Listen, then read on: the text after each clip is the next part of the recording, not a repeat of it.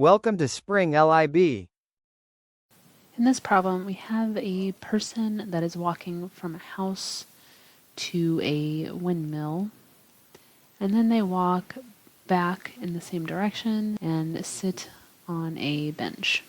During the first part of this trip, from the house to the windmill, they go a total distance, d1, of 60.0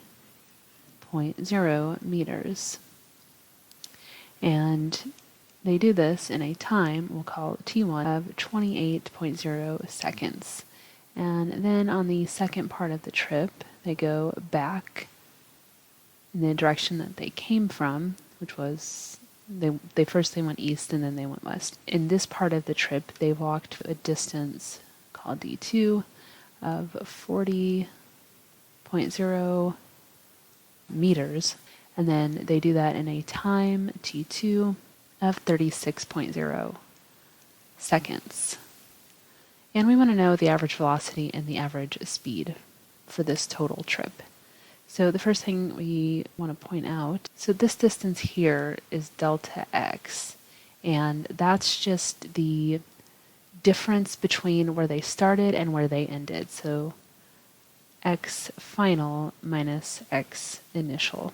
So the average velocity, so this is part A, average velocity is going to be delta x over delta t.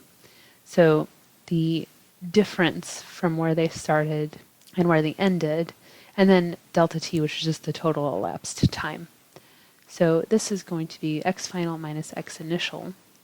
So we consider the starting point a position of 0, and then the point that they end up at is going to be 20 meters away from the initial point.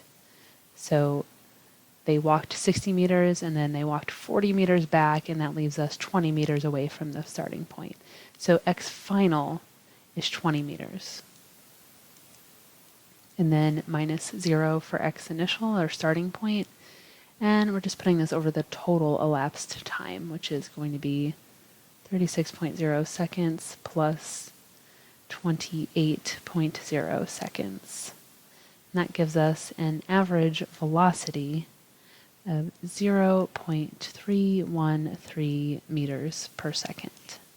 And then we want to find the total average speed, which is just going to be the total distance that they traveled over the total time.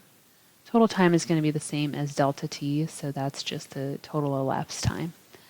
So the total distance that they traveled is going to be d1 plus d2, 60 meters plus 40 meters.